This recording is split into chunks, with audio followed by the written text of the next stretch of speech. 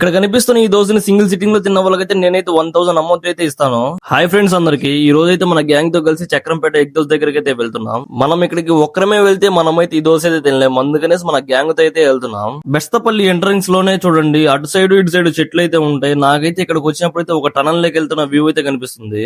అసలు నాకు ఒక్కడికైనా లేదా మీకు కూడా ఇలా అనిపిస్తుందో ఒక్కసారి కామెంట్ అయితే చేయండి. చక్రంపేట అనే ఊరు పేరు చెప్తే చాలు ఫస్ట్ గుర్తు వచ్చేసి బోమ్ వేసే పెద్ద ఎగ్ దోశ. ఫైనల్ గా మనం బోమ్ వేసే పెద్ద ఎగ్ దోశ దగ్గరికి అయితే వచ్చేసాం. ఈ దోశ కోసం అయితే చూడండి ఎంత మంది క్రౌడ్ అయితే ఉన్నారో. మనమైతే 150 రూపీస్ దోశలు అయితే 2 అయితే ఆర్డర్ అయితే చేసాం. ఆమె అయితే చూడండి 8 గంటలు పిండి అయితే పోస్తుంది ఈ పెద్ద ఎగ్ దోశ వేసేదానికి.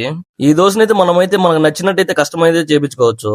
మనమైతే 7 ఎగ్స్ అయితే వేయించాం ఈ ఎగ్ దోశలో.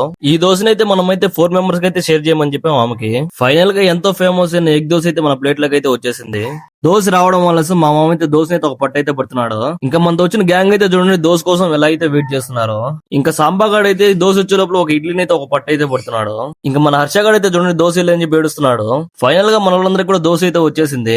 ఇంకా తినేసి ఇంకా రిటర్న్ అయితే వెళ్తున్నాం. ఇంకా ఫస్ట్ లో చెప్పినట్టు ఎవరైతే ఈ సింగిల్ సిట్టింగ్ లో అయితే ఈ దోశ తింటారో వాళ్ళకైతే 1K అయితే పే చేస్తాను. వెంటనే ఈ రీల్ మీ ఫ్రెండ్ కి అయితే షేర్ చేయండి.